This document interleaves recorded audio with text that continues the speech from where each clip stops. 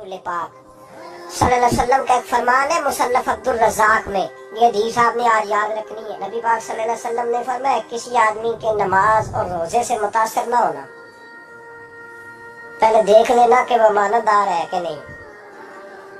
किसी के नमाज रोजे से मुतासिर नहीं होना, पहले देख लेना कि दयानतदार है कि देखना लोगों की जेबों पे कितनी नजरें डालता है।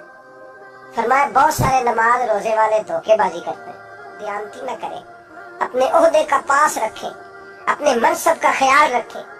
ओहदे जिस जगह आप मौजूद है आपकी जिम्मेदारी है। मेरे रसूल पाक सल्लल्लाहु अलैहि वसल्लम ने फरमाया हर बंदा तुम में से निगरान है और जो उसकी रियाया है उसके बारे में उसने जवाब देना है। कभी भी बददयानती ना करें। हम लोगों का पहले एतमाद हासिल करते हैं, फिर उस एतमाद को ठेस पहुंचाते हैं। उसका नुकसान पता क्या होता है? दुनिया में सबसे कमजोर शख्स वो होता है जिस पर कोई एतबार नहीं करता। जिसका एतमाद ज़ाया हो जाए वो आदमी बिखर जाता है। कभी भी धोखाधड़ी की पॉलिसी ना बनाए। हम लोगों से मुफादात लेने के लिए अपने रवैये मीठे करते हैं और जब काम निकल जाता है फिर हमारे रवैये बदल जाते हैं। ये धोखा है, ये बददयानती है। इसको अल्लाह रसूल ने पसंद नहीं किया। मेरे नबी पाक अलैहिस्सलाम ने फरमाया जिसमें तीन बातें पाई जाए वो तो मुनाफिक है। अगरचे उलमा कहते हैं यहाँ मुनाफिक इत्कादी मुराद नहीं, मुनाफिक अमली मुराद है, लेकिन हुजूर ने फरमाया मुनाफिक है। या रसूलुल्लाह कौन? फरमाया वो बंदा जब बात करे तो झूठ बोले, जब वादा करे तो मुखालफत करे, जब अमानत रखी जाए तो बददयानती करे। ये तो बंदा मुनाफिक है। हजरत अबू नूर अलैहिर्रहमा ने लिखा है, फरमाते हैं मामूद गजनवी का दौर था तो एक आदमी मामूद गजनवी के पास ना अपना केस लेके आया, मुद्दई बन के आया। उसने कहा बादशाह मेरा केस बड़ा निराला है। बादशाह सलामत ने कहा वो किस तरह? कहने लगा ये मेरे पास एक थैली है, मैं ना सफर पे जाने लगा तो ये थैली पूरी हीरों की भरी हुई। फलां इलाके के जो काजी साहब है ना, मैं जाती दफा मैं कहीं सफर पे जा रहा था तो मैं उनके पास छोड़ गया कि रास्ता लंबा है, कहीं कोई मुझसे छीन ना ले, हीरों की भरी हुई। कुछ दिनों के बाद मैं वापस आया हूँ, काजी साहब ने मुझे थैली वापस की है तो इसमें हीरों की बजाय खोटे सिक्के निकले। अब मैंने काजी साहब से कहा है तो काजी साहब तो मेरे गिरेबान तक आते हैं। वो कहते हैं बता कहीं से फटी है, खुली है? वो जिस तरह टांके लगा के तूने सी थी उसी तरह लगे हुए हैं कि नहीं? तो हुजूर लगे भी बिल्कुल उसी तरह, ना फटी है ना खुली है। अब मैं लुट गया हूँ, मेरी कुल उम्र की कमाई जाया हो गई, खोटे सिक्के कहाँ और हीरे कहाँ? तो मेहरबानी करें और आप की बारगाह में अल्लाह रसूल के नाम पर हलफ देता हूँ कि मैं हूँ बिल्कुल सच्चा। महमूद गजनवी कहने लगे तू जा, थैली छोड़ जा और जब मैं तुझे बुलाऊंगा फिर दोबारा आना। शख्स चला गया। महमूद गजनवी उठे, दरबार बर्खास्त किया, लोगों से कहने लगे चले जाओ मैं 3 दिन के लिए सैर करने जा रहा हूँ, 3 दिन के बाद लौटूंगा। अकेले जब रह गए ना महमूद दरबार में तो महबूब ने छुरी मंगाई और जिस तख्त पे बैठते थे वहां गद्दा बिछा हुआ था, ये गद्दा पड़ा ना, वो गद्दा बिछा हुआ तो महमूद ने छुरी के साथ उसको फाड़ डाला और छुरी जेब में रखी निकल गए। कहने लगे मेरे बाद मेरे दरबार वाले इहाते में दाखिल ना हो। महमूद चले गए। अब वो सफाई करने वाला जब आया ना, उसने आके देखा तो गद्दा तो फटा हुआ है। उसने शोर डाल दिया, पहरेदार भी आ गए, फलां साहब भी आ गए, फलां साहब। उसने कहा वो खुदा के बंदो उसका गद्दा फट गया है, वो तो मार डालेगा। उसने कहा था सिवाय सफाई और निगरानी वाले के दूसरा आए कोई ना, और यहाँ आया भी कोई नहीं। पहले दिन ही फटा हुआ तो लटका देगा सबको, क्या करे? शोर हो गया, सारे दरबार के मुलाजिमीन इकट्ठे हो गए। एक बंदा बोला, कहने लगा फिक्र न करो, मैं कैसे बंदे को जानता हूँ। इस तरह सिएगा कि जिसने फाड़ा होगा उसे भी पता नहीं चलेगा कहाँ से फटा था। ऐसा बेहतरीन रफू करेगा कि पता नहीं। उसने कहा यार हम सारे एक महीने की तनख्वाह देते, तू बंदा बुला। वो बुला लिया उसको, उसका नाम अहमद रफूगर था। वो आया, उसको गद्दा दिखाया, उसका यार इस तरह सीना पता ना चले। उसने कहा फिक्र ही ना करो, मैं बड़ा कारीगर हूँ। बड़े बड़े कारीगर लोग नहीं हमारे मुल्क में पाए जाते, कोई निशान छोड़ते हैं पीछे। बड़े कारीगर का पैसे होने चाहिए, बड़े बड़े कारीगर बंदे। आप यकीन करें ऐसा ऐसा फलसफा, ये उम्रा इबादत है ना, सरकार दो आलम सल्लल्लाहु अलैहि वसल्लम की बारगाह की हाजिरी बड़ी नेमत है ना। तो सऊदी गवर्नमेंट ने पाबंदी लगा दी, खैर उनकी भी ज्यादती है। इस तरह की पाबंदियां शरीयत इस्लामिया में जायज नहीं। अल्लाह के घर मुसलमान जब चाहे जा सकता है, लेकिन वो कहते हैं ये 2000 रियाल दे जिसने 2 साल बाद भी आना है। उन्होंने पाबंदी लगाई तो हमारे एजेंटों ने भी कई खास ट्रेनिंग हासिल की हुई है, पता नहीं कहाँ से सीख के आए, उन्होंने भी रास्ता निकाल दिया। एक साल से मैंने कहा कि जनाब वो 2000 रियाल लग गया तो क्या करना है? कहने कोई मसला नहीं, पासपोर्ट नवा बनवा लो, गुंजाइश है। यानी हर शय का हल है। और मैंने कहा यार अब उमरा करने जाते वक्त भी बंदा धोखा दे के जाए, अल्लाह के घर जाते वक्त भी इस तरह की हरकत करे, क्या हाल हो गया। हर चीज का लोगों ने हल निकाल लिया, हर चीज का लोगों ने स्टाइल बना ली। ऐसा न करें, ये दुरुस्त नहीं। अहमद रफू का कहने लगा इस तरह सीऊंगा कि फाड़ने वाले को भी पता नहीं। उनका पैसे ले यार तू सी दे। उसने सीधी अगले शाम ही ला के बिछा दिया गद्दा। तीसरे दिन बादशाह सलामत आए, आके पहली नजर गद्दे पे डाली। उसने बुलाया सब मुलाजिमीन को, कहा किसने सिया है? कहा जनाब क्या हुआ? कहा ये फटा हुआ था। किसने? कहा नहीं फटा ही नहीं। वो कहने लगे बनो मत, मैं खुद फाड़ के गया था। तो बताओ सही सिया किसने है? कहा जनाब आप फाड़ के गए थे तो बताया क्यों नहीं? फरमाने लगे इसीलिए तो बताया नहीं था कि तुम खुद तहकीक कर लो। बुलाओ बताओ सिया किसने? तो बुला लिया, अहमद रफू घर आ गया। उसको जब बुला के सामने बादशाह खड़ा किया, कहा भाई तूने सिया है? कहने लगा हुजूर आपके सारे मुलाजम इकट्ठे होके आए थे, मेरी गलती कोई नहीं। कहा नहीं यार तू बड़ा कारीगर है, मैंने अपने हाथ से फाड़ा था पर मुझे भी नहीं पता चल रहा कहाँ से फटा था। अच्छा ये बता ये थैली जो है ये भी तूने सी थी?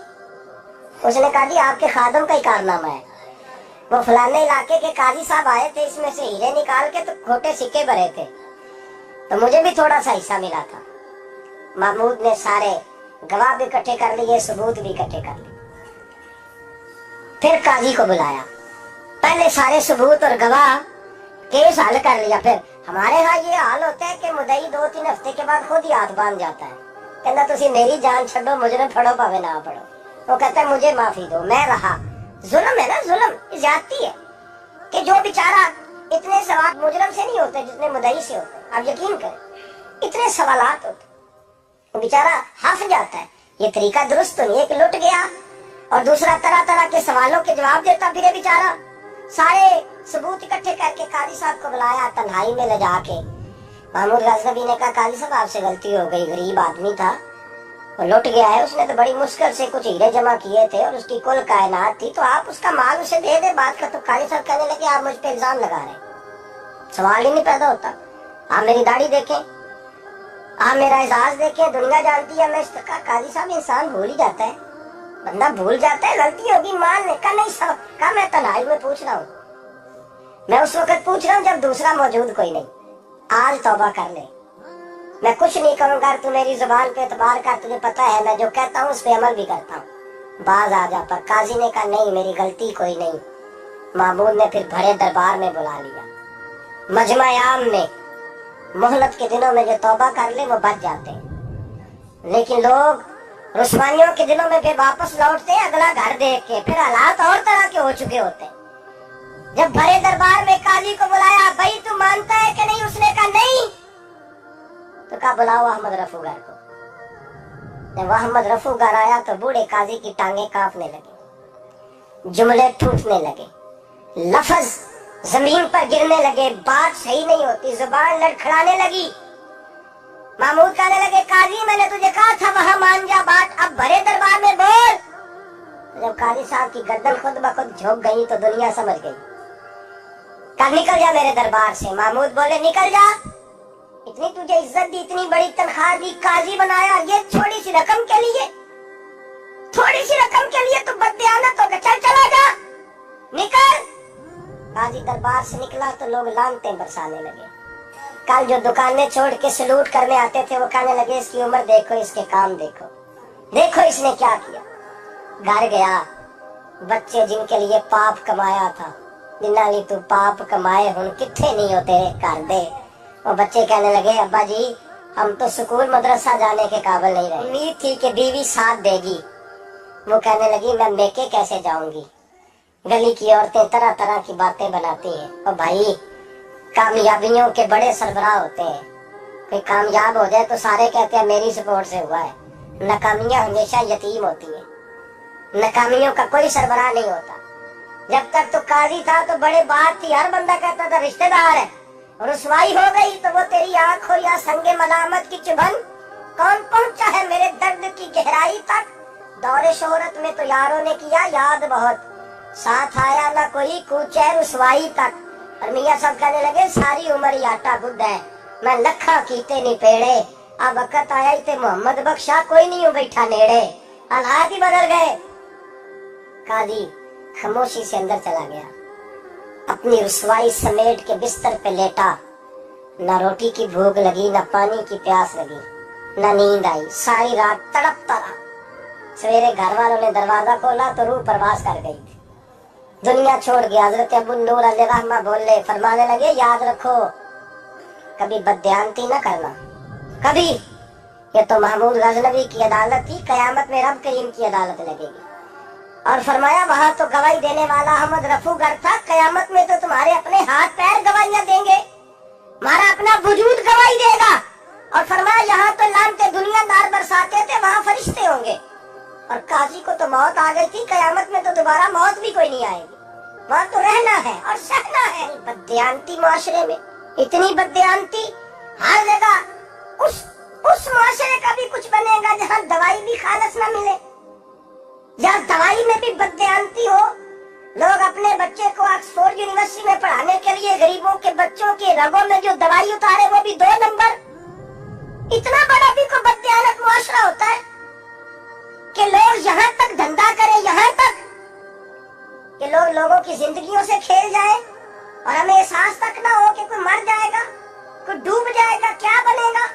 और जिसने वो रजिस्टर की दवाई की, उसने 2-4 लाख रुपया लिया और उसने ये नहीं सोचा कितने इंसान मेरी वजह से मरेंगे। कत्ल सिर्फ ये तो नहीं होता गोली मार के मार देना, लोगों की जिंदगियों से लोग खेल जाते हैं, लोग तबाही कर जाते हैं, लेकिन बददियानती से बाज नहीं आते। मेरे रसूल पाक अलैहिस्सलाम के गुलामों, नबी पाक सल्लल्लाहु अलैहि वसल्लम ने जरा सी बददियानती, और सहाबा का ये मिजाज था, इतनी सी भी कभी उनसे गलती होती तो तड़प